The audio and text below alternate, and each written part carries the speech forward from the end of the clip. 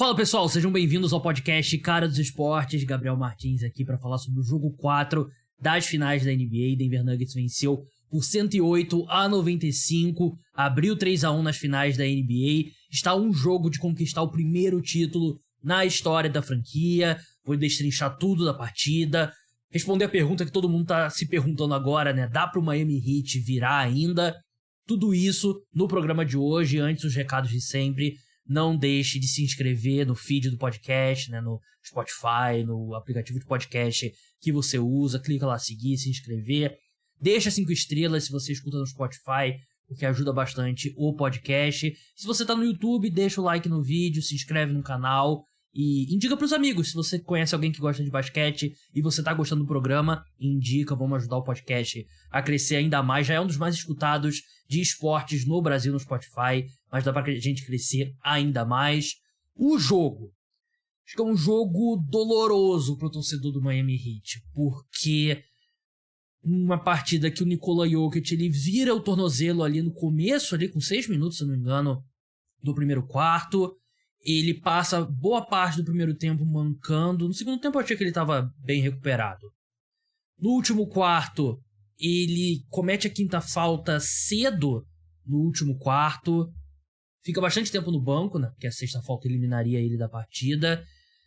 O Jamal Murray, ele pontuando, teve uma partida bem abaixo. Foram 15 pontos. Eu achei que ele armou bem o time, principalmente naqueles minutos importantes na ausência do Jokic no último quarto. Mas ele não foi o pontuador que ele foi, por exemplo, no jogo 3.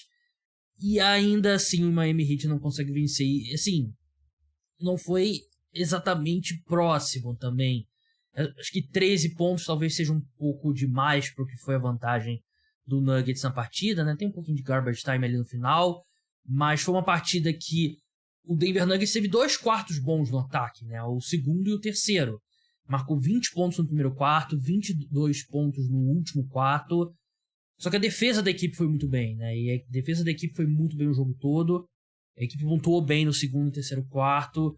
E o Miami Heat não consegue chegar lá, né? Não consegue gerar ataque o suficiente, né? A gente tem que lembrar que foi um dos piores ataques da NBA na temporada regular. E foi um time que subiu muito nos playoffs, né? De rendimento, mas ainda assim muitos jogadores jogando acima, né, do que a gente esperaria, né? Então, chega um ponto, e se o Miami Heat perder essa série, né, ainda é se, né, tá 3-1, vai ser pela diferença de talento, né? O time do Denver Nuggets é melhor, né? E eu quero falar mais sobre isso pra frente. Eu quero focar no jogo gravando aqui na madrugada de sexta pra sábado, né? Então, o jogo de hoje.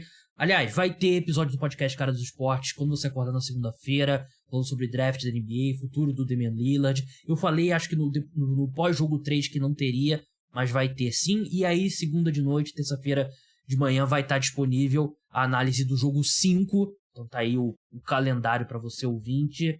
Mas como eu falei, né, a defesa do Denver Nuggets, acho que foi o grande destaque da equipe, né, além do Aaron Gordon. Mas começando pela defesa, a equipe limitou bastante o Miami Heat, mas também tem parte Gabe Vincent e o Max Strus jogando muito mal, né? E eles tiveram oportunidade, né? Não foi como se o Denver Nuggets colocou eles ali, sei lá, amarrou a mão deles nas costas, né? Eles tiveram algumas oportunidades e não conseguiram converter. Foram muito mal, né? O Max Strus 0 de 4, o Gabe Vincent 1 de 6, 2 minutos em 38 minutos é um absurdo, né? E é muito difícil quando você tem um quinteto titular, 2 jogadores que combinam pra isso. E a gente viu basicamente o Spoelstra desistir dos 2, né? O Strus que teve o jogo 2 bom e o resto da série tem sido horroroso.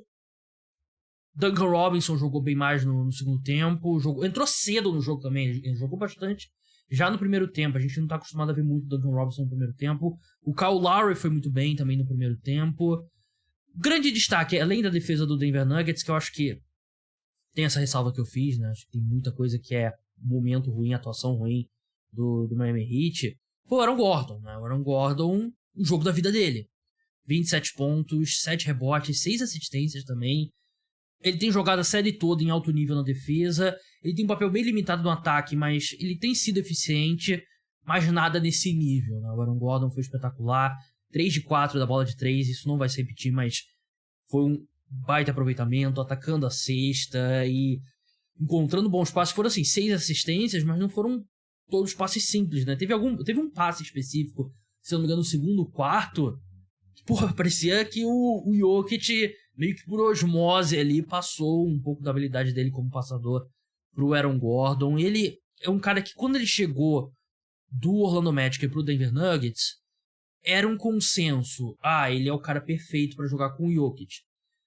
E tem um outro consenso que eu quero falar nesse elenco do Denver Nuggets também, mas normalmente esses consensos na NBA não dão muito certo. Esse deu, né? Porque o Aaron Gordon, ele evolui a cada ano.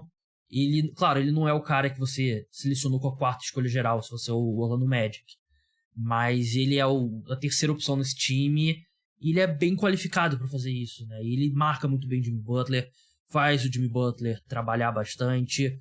E é legal ver ele ter um momento como esse ofensivo, né? Aparecendo um pouco mais. Porque eu sinto que... Eu vim elogiando ele nos podcasts, né? Mas eu acho que ele não recebia tanto destaque. Primeiro porque o time é o Nikola Jokic e o Jamal Murray, né? E segundo, porque ele se destaca mais na defesa, né? É mais difícil quantificar o desempenho do jogador na defesa, né? Mas eu achei que foi bem legal. Outro cara foi o Bruce Brown. E eu falei sobre consenso, né? O Bruce Brown foi outro que, quando ele assinou com o Denver Nuggets, eu tô puxando o contrato dele aqui, porque eu não lembro.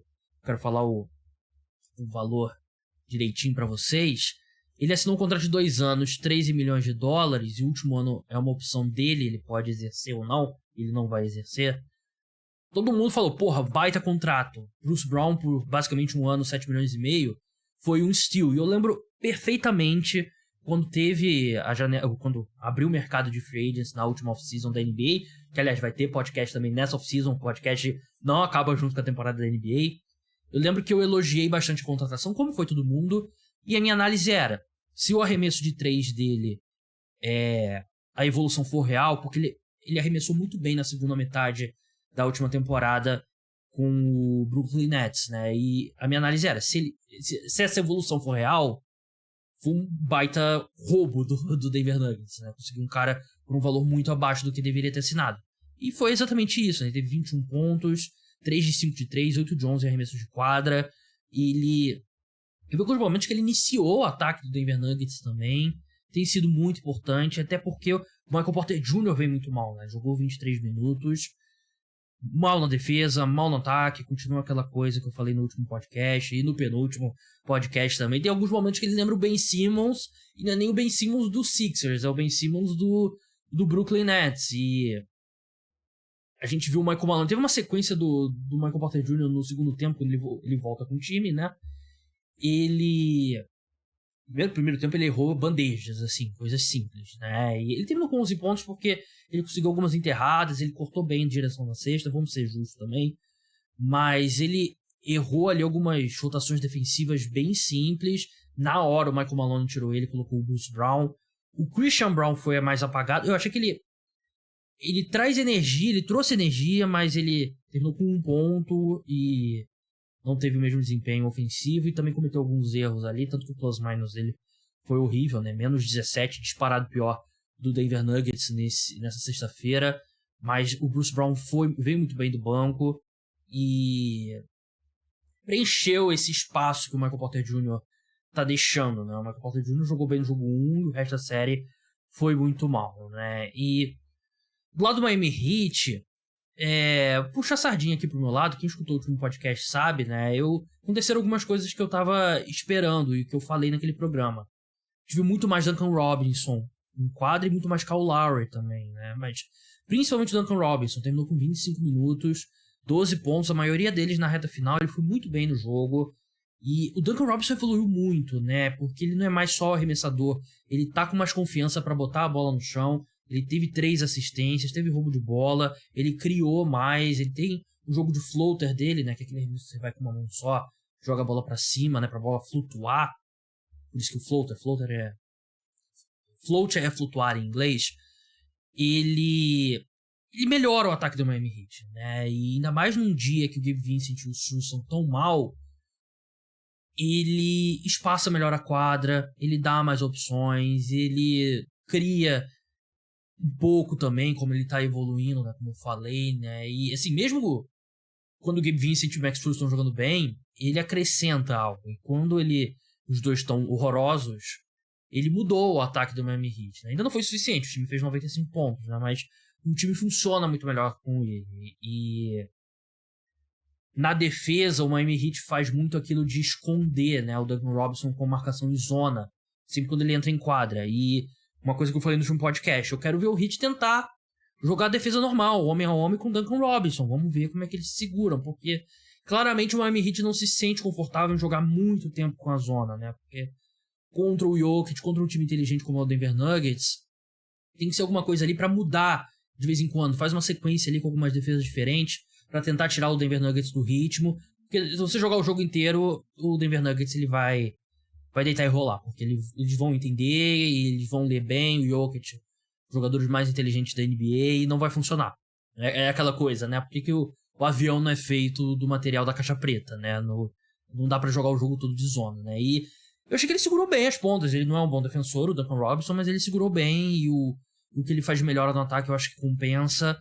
Do lado do Kyle Lowry, ele foi muito bem no primeiro tempo, no segundo nem tanto. Eu achei que o Denver Nuggets fez ajustes, porque o Kyle Lowry fez um primeiro tempo muito bom, né? E o Kyle Lowry é um cara muito experiente, não vai sentir o peso de um jogo como esse. Terminou com 13 pontos, 7 assistências, e eu achei que os Nuggets tiveram, assim, foi um ponto de ênfase ali. Vamos tirar o Kyle Lowry desse jogo, e eles conseguiram. No segundo tempo eles conseguiram. Teve alguns bons momentos, mas não foi tão efetivo quanto no primeiro tempo. Passei bastante tempo sem falar dele até agora, mas a gente precisa conversar sobre o Jimmy Butler. E jogou 45 minutos, teve 25 pontos, 9 de 17 em arremesso de quadra, 7 rebotes, 7 assistências. Foi uma boa partida, mas esse time do Miami Heat não chegou na final da NBA por causa de boas partidas do Jimmy Butler. Chegou por causa de partidas fantásticas do Jimmy Butler. E eu falei no jogo 1, falei no jogo 2, falei no jogo 3 e falo agora no jogo 4. Ele não tem a mesma energia pra tomar conta da partida como ele estava fazendo antes, né? E acho que tem a questão da lesão dele que ele sofreu no Knicks. No Celtics, na série contra o Celtics, ele também não foi ultra dominante, né? Quando o Heat perdeu aqueles 3 jogos consecutivos, foi muito por conta da queda de rendimento do Jimmy Butler, né? E, assim, ele precisou fazer muita coisa para esse time do Miami Heat chegar na final da NBA. Para vencer o título, ele precisaria continuar naquele 110% dele. Só que quando você precisa fazer tanto pro seu time chegar na final da NBA, você não vai conseguir manter a mesma intensidade. Vai ter um desgaste físico, né? E não tem jeito. Assim, eu acho que o Jimmy Butler tá cansado e não tá 100%. E isso não absolve ele. Ele deveria estar jogando melhor, né? Só que a exigência é muito grande. Se fosse qualquer outra estrela, estaria sendo alvo de muitas críticas. Um cara como, por exemplo, se o Tatum tivesse fazendo... Sim, tem muitas críticas do Tatum nas finais da NBA no ano passado. Ele tem números melhores do que o Jimmy Butler. Só que, assim, é a diferença do Jimmy Butler, né? Que ele é um grande jogador, um dos melhores jogadores da NBA ali, top 10 com certeza. Mas a gente não tem a expectativa do Jimmy Butler como você tem de sei lá, do Giannis, do Kevin Durant, do Jason Tatum. Ele pode alcançar o nível ali desses melhores jogadores de atuação, mas chama tanta atenção porque a gente não espera do Jimmy Butler. E talvez seja um pouco da gente subestimar o Jimmy Butler. Mas como a gente não tem essa expectativa, as críticas não vêm da mesma força. E eu acho que a gente vai ver muito nos próximos dias o pessoal começar a falar, pô, por que o Jimmy Butler não tá jogando tão bem, né? Ele deveria estar jogando melhor. E é justo. Eu só acho que ele levou um time do Miami Heat que não deveria estar aqui. Não deveria estar na final da NBA.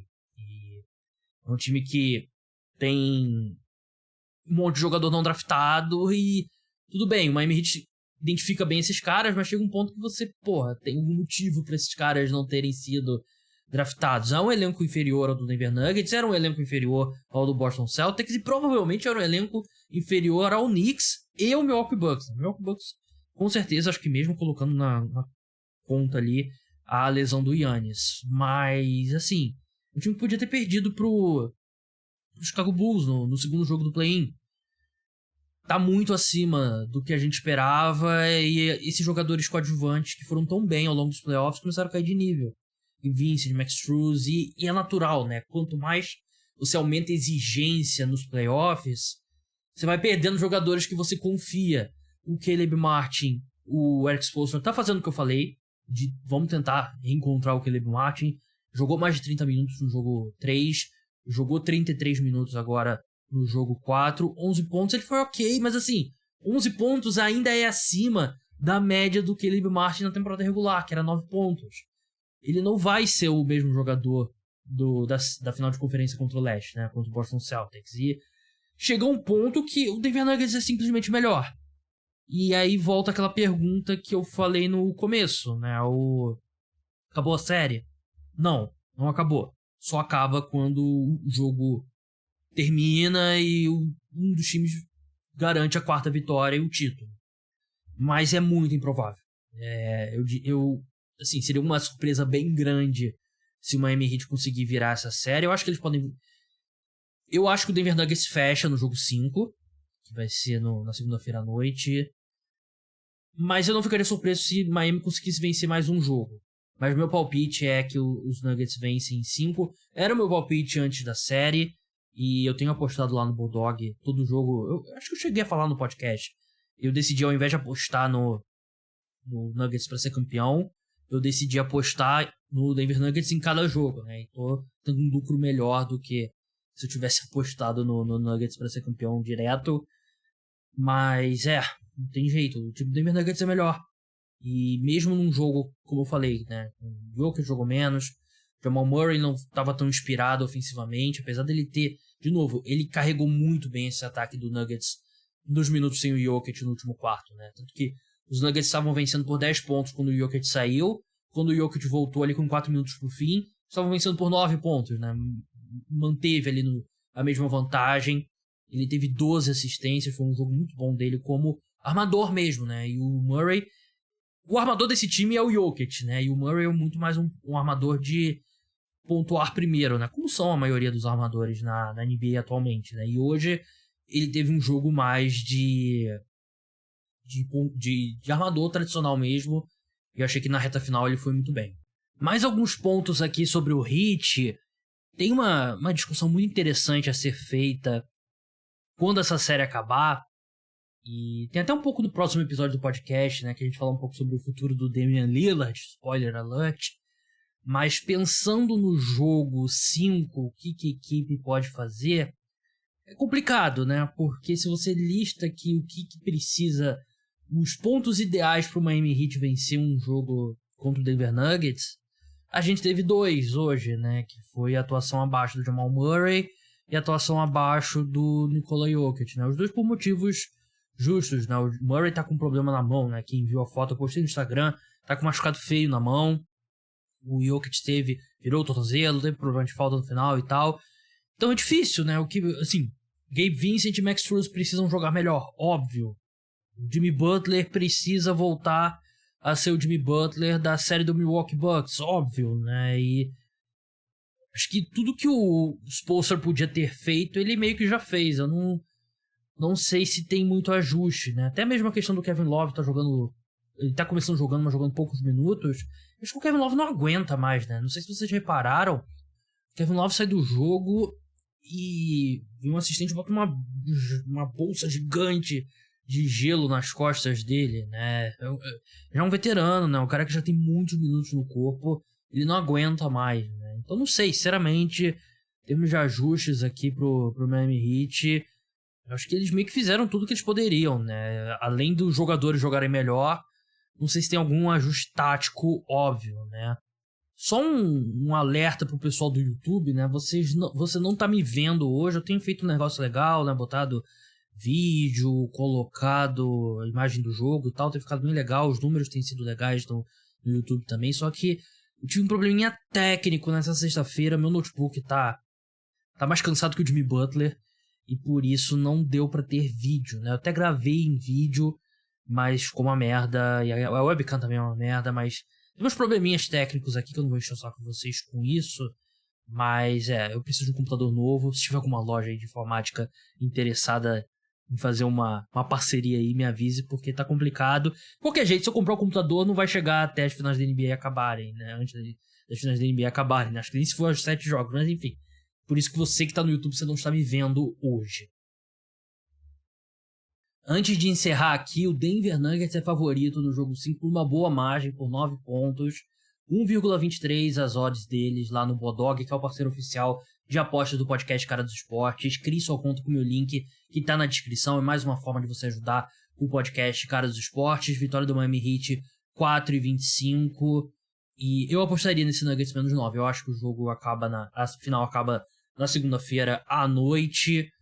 Pessoal, podcast Cara dos Esportes de NBA volta no domingo, como eu falei, né? O planejamento inicial não era ter episódio domingo à noite, segunda-feira de manhã, mas eu sei que vocês precisam aí pra começar segunda-feira de manhã do podcast Cara dos Esportes. Não quero quebrar esse hábito. Vai ter o Leonardo Paglione, a gente vai falar sobre draft da NBA, vai falar sobre o futuro do Damian Lillard, a gente citou algumas trocas possíveis pra ele. O programa tá bem legal, não deixe de escutar.